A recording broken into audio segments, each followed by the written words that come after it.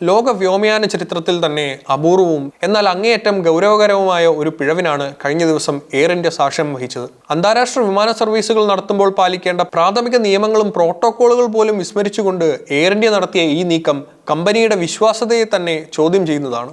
ഡൽഹിയിൽ നിന്ന് വാൻകൂവറിലേക്ക് പുറപ്പെട്ട വിമാനം പകുതി ദൂരം പിന്നിട്ട ശേഷം തിരികെ വിളിക്കേണ്ട സാഹചര്യം കേവലം ഒരു സാങ്കേതിക പിഴവ് എന്നതിലുപരി മാനേജ്മെന്റ് തലത്തിൽ വലിയൊരു വീഴ്ചയായിട്ടാണ് വിലയിരുത്തപ്പെടുന്നത്. കഴിഞ്ഞ വ്യാഴാഴ്ച രാവിലെ 11:34 ഡൽഹി അന്താരാഷ്ട്ര വിമാനത്താവളത്തിൽ നിന്ന് എയർ ഇന്ത്യ വിമാനം കാനഡയിലെ വാൻകൂവറിലേക്ക് പുറപ്പെട്ടത്.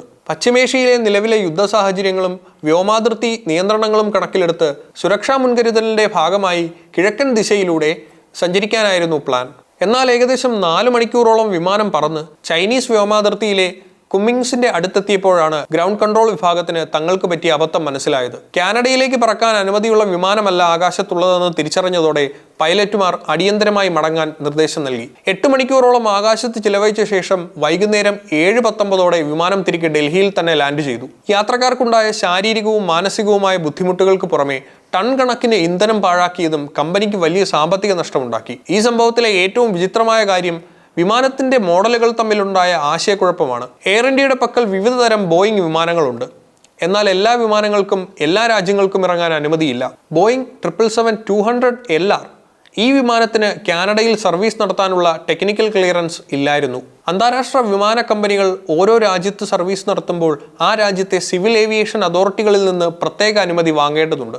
വിമാനത്തിന്റെ ഭാരം, സുരക്ഷാ സംവിധാനങ്ങൾ, പാരിസ്ഥിതിക ആഘാതം എന്നിവ പരിഗണിച്ചാണ് ഈ അനുമതി നൽകുന്നത്. ഈ പ്രാഥമിക വിവരങ്ങൾ പരിശോധിക്കാതെ വിമാനം പറത്താൻ അനുമതി നൽകിയത് എയർ ഇന്ത്യയുടെ ഓപ്പറേഷൻ കൺട്രോൾ സെന്ററിന്റെ വലിയ വീഴ്ചയായി കണക്കാക്കപ്പെടുന്നു. അനുമതിയില്ലാത്ത വിമാനം വാൻകൂവറിൽ ലാൻഡ് ചെയ്തിരുന്നെങ്കിൽ എയർ ഇന്ത്യ നേരിടേണ്ടി വരുമായിരുന്ന പ്രത്യാഘാതങ്ങൾ ഭീകരമാകുമായിരുന്നു. അന്താരാഷ്ട്ര നിയമങ്ങൾ ലംഘിച്ചതിന് ദശലക്ഷക്കണക്കിന് ഡോളർ പിഴയായി ഒടുക്കേണ്ടി വരുമായിരുന്നു.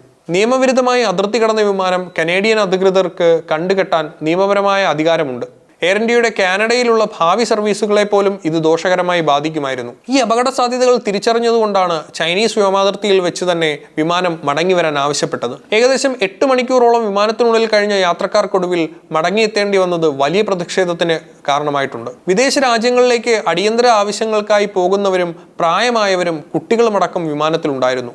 സംഭവം വിവാദമായതോടെ എയർ ഇന്ത്യ ഔദ്യോഗികമായി ഖേദം പ്രകടിപ്പിച്ചു. തിരികെ എത്തിയ യാത്രക്കാർക്ക് ഡൽഹിയിൽ ഹോട്ടൽ സൗകര്യങ്ങൾ നൽകുകയും പിറ്റേന്ന് രാവിലെ അനുമതിയുള്ള വിമാനത്തിൽ അവരെ ലക്ഷ്യസ്ഥാനത്തേക്ക് അയക്കുകയും ചെയ്തു.